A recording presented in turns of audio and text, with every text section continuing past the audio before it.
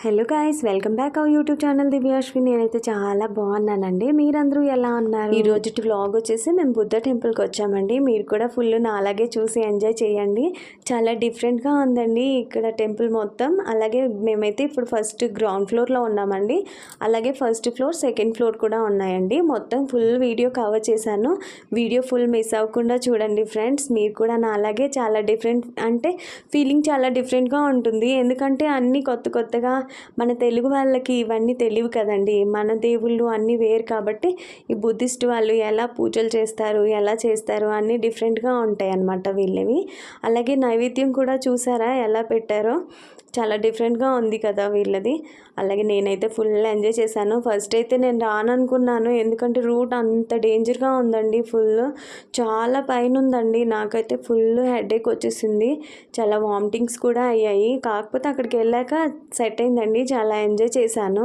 ఇంత దూరం వచ్చి వెళ్ళకపోతే బాగోదు కదండి. అందుకని చూద్దామనేసి మా వారు తీసుకువెళ్ళారు. మా వారు ఇంతకుముందు వచ్చారంట వాళ్ళ ఫ్రెండ్స్తో.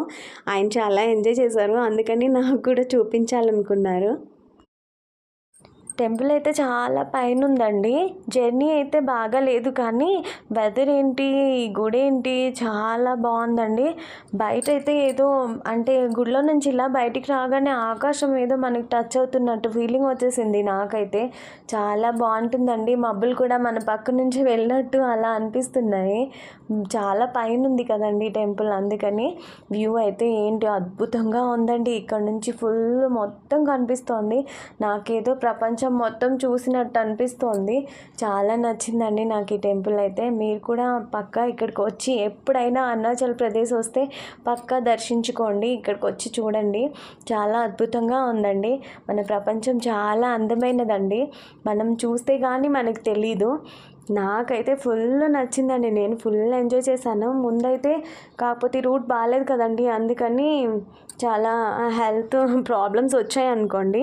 కాకపోతే అక్కడికి వెళ్ళాక మాత్రం సెట్ అయిపోయానండి. సూపర్గా ఎంజాయ్ చేశాను.